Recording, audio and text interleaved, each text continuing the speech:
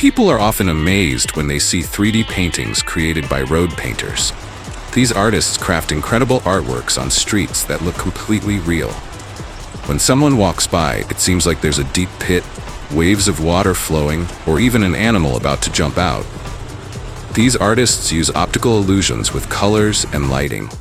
They apply the perspective drawing technique, making their artwork appear three-dimensional when viewed from a specific angle.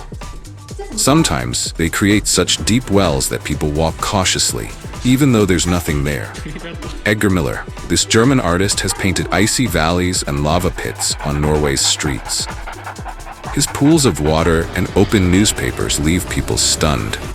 This is not just a skill, it's a way to beautify urban spaces. These paintings create unforgettable memories and go viral on social media, exciting entire cities. In some places, they've even become tourist attractions.